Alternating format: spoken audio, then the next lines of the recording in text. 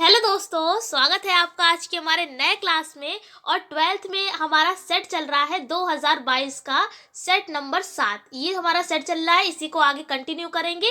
खंड बा जो था वो हमने पूरा सॉल्व करा दिया था। आज के क्लास में हम बात करेंगे खंड सा के क्वेश्चन नंबर तीसरे का क्या है क्वेश्चन बताते हैं।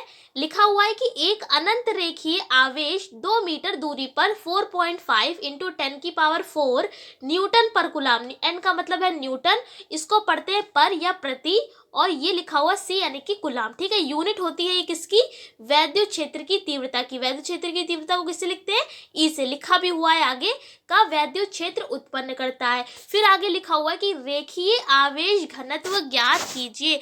अब आपको एक ट्रिक बताते हैं। अगर आपको कोई भी मतलब तरीका है, ये कोई भी किसी भी प्रकार का अगर आपको न्यूमेरिकल लगाना है, फिजिक्स का हो, केमिस्ट्री का हो, किसी का भी है, मोस्टली जो आपको फिजिक्स का है उसी के बारे में बता रहे हैं। कैसा भी न्यूमेरिकल हो आपको आता है, यानी आपने कभी उस टाइप के सवाल देखे हो ना देखे वो बात अलग है, लेकिन अगर आपका कॉन्सेप्ट क्लियर है, क्या कॉन्सेप्ट क्लियर है कि मतलब कि आपने उस टॉपिक के बारे में पढ़ा है और आपको अच्छे से पता है उस टॉपिक के बारे में, लेकिन न्यूमेरिकल आपने नहीं पढ़े थे, लेकिन फिर भी आप कॉन्सेप्ट क्लियर है, तो आप बहुत आसान तरीके से किसी भी प्रकार के न्यूमेरिकल को लगा सकते हो। कैसे लगाओगे तो हम आज के क्लास में आपको बता रहे हैं। सबसे पहले आप ये देखिए कि क्वेश्चन में दे क्या रखा है, यानी कि गिवन क्या है। ठीक है, आपको हम पॉइंट कुछ बता रहे हैं, 3 ही पॉइंट बताएंगे जिससे आप किसी भी तरीके के न्यूमेरिकल को लगा सकते हो। पहला पॉइंट तो यही हो गया कि क्वेश्चन में दे क्या रखा है, उसको नोट कर लीजिए। जैसे कि अगर हम इसी क्वेश्चन में देखें तो 2 चीजें दे रखी हैं। क्या दे रखा है कि 2 मीटर दूरी,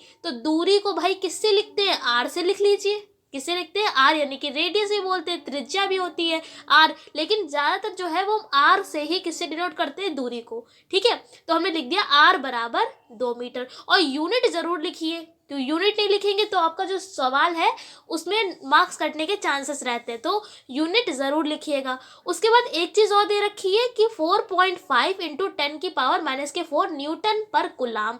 ठीक है, जैसे जब भी आपको कोई भी चीज नहीं समझ में आ रही कि कौन सी चीज क्या दे रखी है, तो आप उसके यूनिट देख लीजिए। मान लिया अगर यहाँ पे दूरी नहीं लिखा होता तो आप कैसे पहचानते कि ये क्या है, तो यहाँ पे यूनिट भी तो साथ में लिखी हुई है, मीटर। तो मीटर क्या होती है, लंबाई चौड़ाई ऊंचाई। यहीं पे हम केवल मीटर का यूज करते हैं। लंबाई होगी तो मीटर, चौड़ाई होगी तो मीटर, ऊंचाई होगी तो मीटर। अगर लंबाई और चौड़ाई दोनों मिल जाती है तो क्या बन जाता है, मीटर स्क्वायर हो जाता है। तो इस तरीके से आप केवल यूनिट को देखकर भी पता लगा सकते हैं कि वो क्या कौन सी चीज दे रखी है। जैसे कि इसी में देखिए न्यूटन पर कूलाम दे रखा है, आपने मान लिया आगे नहीं पढ़ा है, वैद्युत क्षेत्र लिखा हुआ है। ठीक है, दे रही है वैद्युत क्षेत्र की वैल्यू दे रखी है, वैद्युत क्षेत्र की तीव्रता की, तो हमने लिख लिया ई की वैल्यू है। वैद्युत क्षेत्र की तीव्रता को किससे डिनोट करते हैं, ई से करते हैं, यानी कि ये ई की वैल्यू दे रखी है। लेकिन मान लिया आगे आपने ये नहीं देखा है, तो आप इससे भी पता लगा सकते हैं कि न्यूटन पर कूलाम जो होता है वो वैद्युत क्षेत्र का मात्रक होता है। कैसे होता है ये भी बता देते हैं। ई बराबर भाई फॉर्मूला होता है F/Q। ये फॉर्मूला आपने जो पहली यूनिट है आपके में उसमें ही आपने पढ़ा होगा, इलेक्ट्रॉनिक्स में, ये इलेक्ट्रिसिटी में आपने ये फॉर्मूला सबसे पहले पढ़ा होगा। ई बराबर F/Q। F माने भाई होता है बल, बल का मतलब है उसका मात्रक होगा न्यूटन। ठीक है, अपॉन लगाए, बटे का निशान तो हम मात्रक में इस तरीके से प्रति का निशान लगा देते हैं। क्यों क्या है, आवेश है, आवेश का मात्रक कूलाम, तो देखिए आ गया न्यूटन पर कूलाम, किसका मात्रक हो जाएगा, वैद्युत क्षेत्र की तीव्रता का। तो आप केवल यूनिट को देखकर भी पता लगा सकते हैं कि क्या चीज दे रखी है। ठीक है, तो 2 चीज तो गिवन है, तो हमने पहला पॉइंट क्या जाना कि क्या चीज गिवन है, यानी क्या दे रखा है उसको लिखेंगे। लिख लिया भाई हमने।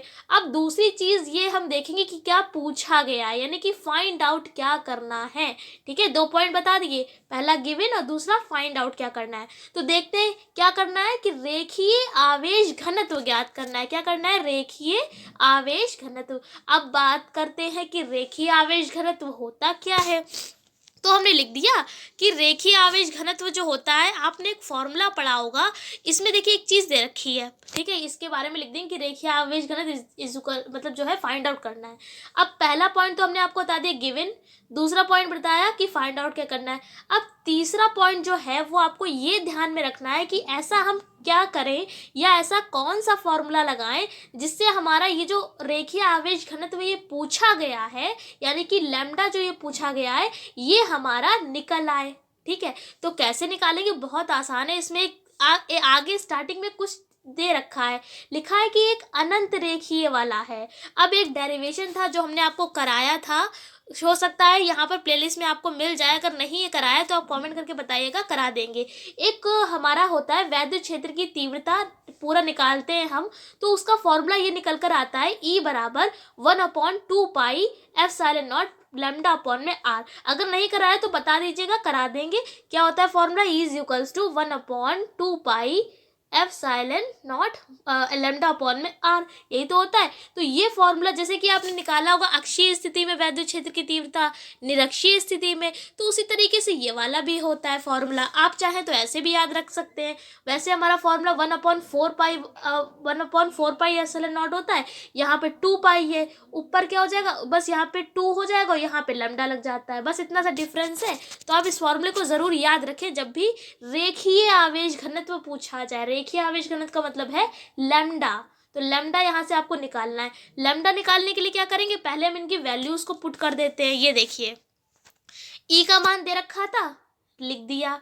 अब आपको हमने बताया था 1/4 पाई एप्सिलॉन नॉट, इस पूरे की जो वैल्यू होती है वो होती है 9 गुणे में 10 की घात 9। कितनी होती है? 9 गुणे में 10 की घात 9। ये वैल्यू आपको याद होनी चाहिए कि 1/4 पाई एप्सिलॉन नॉट की वैल्यू कितनी होती है?